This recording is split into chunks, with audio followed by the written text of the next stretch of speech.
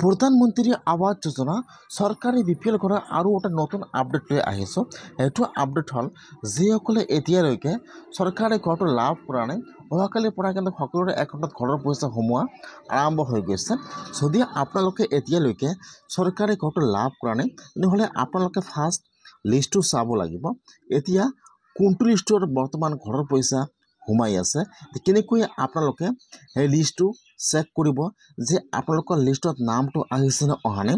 যদি আপোনালোকৰ সেইটো লিষ্টত নাম থাকে, তেনেহ'লে কিন্তু আপোনালোকে ঘৰৰ পইচা লাভ কৰিব বা আপোনাৰ একাউণ্টত ঘৰৰ পইচা সোমাই গৈছে।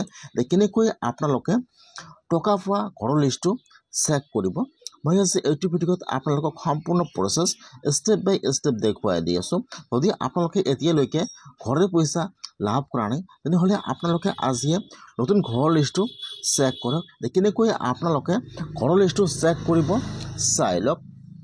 এতিয়া আপোনালোকে ফাৰ্ষ্ট আপোনাৰ মোবাইলৰ যিকোনো এটা ব্ৰাউজাৰ অ'পেন কৰি ল'ব। আপোনালোকে ইয়াত লিখিব PMAY ৱেইটিং লিষ্ট। এতিয়া আপোনালোকে সেইটো লিখি চাৰ্চ কৰিব। ইয়াত চাব, ইয়াত যদি 1 নম্বৰ লিংক আহি যাব PMAY পাৰ্মানেণ্ট ৱেইট লিষ্ট। এতিয়া আপোনালোকে সেইটো অপশ্যনটোৰ ওপৰত ক্লিক কৰিব। এতিয়া কিন্তু আপোনাৰ ওচৰত আৰু এটা নিউ পেজ এতিয়া অ'পেন হৈ যাব এনেকুৱাকৈ। মই কিন্তু আপোনাৰ সুবিধাৰ কাৰণে অপশ্যনটোৰ লিংকটো মোৰ ডিছক্ৰিপশ্যনত দি দিছোঁ। আপোনালোকে ডাইৰেক্ট ক্লিক কৰি এইটো অপশ্যনত আহিব পাৰিব। এতিয়া আপোনালোকে ফাৰ্ষ্ট এইটো অপশ্যনত আহি যাব। হোৱাৰ পিছত ইয়াত চাব দিয়া আছে পঞ্চায়ত ৱেষ্ট পাৰ্মানেণ্ট ৱেইট লিষ্ট। ইয়াত চাব দিয়া আছে এভেইলেবল হেয়াৰ।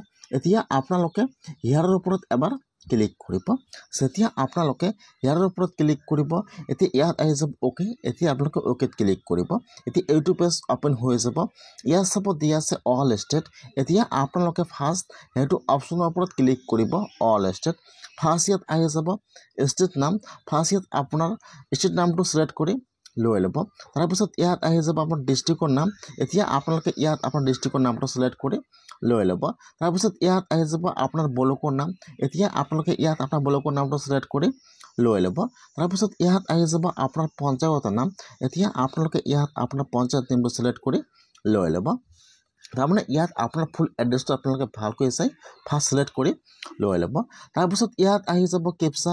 এতিয়া আপোনাৰ তাত যিটো কেপচা আহি যাব, এতিয়া আপোনালোকে ইয়াত কেপচাটো ইয়াত বহাই দিব। মাইনাছ প্লাছ কৰি কেপচা যি হয়, এতিয়া আপোনালোকে ইয়াত কেপচাটো বহাই দিব। কেপচাটো বহাই দি আপোনালোকে এতিয়া চাৰ্টিফিকেটৰ ওপৰত ক্লিক কৰিব। যেতিয়া আপোনালোকে চাৰ্টিফিকেটত ক্লিক কৰিব, লগে লগে কিন্তু আপোনাৰ ওচৰত ঘৰৰ লিষ্টটো ইয়াত অ'পেন হৈ যাব। এইটো কিন্তু ৱেইটিং লিষ্ট বা 2018 লিষ্ট।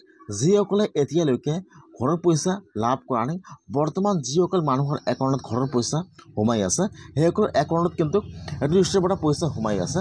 যদি আপোনালোকৰ সেইটো লিষ্টত নাম থাকে, তেনেহ'লে কিন্তু আপোনালোকে ঘৰৰ পইচা লাভ কৰিব বা আপোনাৰ একাউণ্টত ঘৰৰ পইচা সোমাই গৈছে। ইয়াত চাব ফাৰ্ষ্ট আহি যাব ডিষ্ট্ৰিক্টৰ নাম, ব্লকৰ নাম, পঞ্চায়ত নাম, আপোনাৰ ঘৰৰ লিষ্টৰ আইডি নম্বৰ আহি যাব, ইয়াত আপোনাৰ নাম আহি যাব, ইয়াত আপোনাৰ ফাদাৰ্ছ নাম আহি যাব এনেকুৱাকৈ। এতিয়া আপোনালোকে লিষ্টৰ পৰা চাই ল'ব যে আপোনালোকৰ লিষ্টত নামটো আহিছে নে অহা নাই। যদি আপোনালোকৰ সেইটো লিষ্টত নাম আহিছে, তেনেহ'লে কিন্তু আপোনালোকে ঘৰৰ পইচা লাভ কৰিব। এতিয়া কিন্তু যিসকলে ঘৰৰ পইচা লাভ কৰি আছে, সেইসকলে কিন্তু সেইটো লিষ্টৰ পৰা ঘৰৰ পইচাবিলাক লাভ কৰি আছে। সেইকাৰণে আপোনালোকে আজিয়ে নতুন ঘৰৰ লিষ্টটো চেক কৰক যে আপোনালোকৰ লিষ্টত নামটো আহিছে নে অহা নাই। কমেণ্টত জনাই দিব। আপোনালোকে আজিয়ে লিষ্টটো চেক কৰক।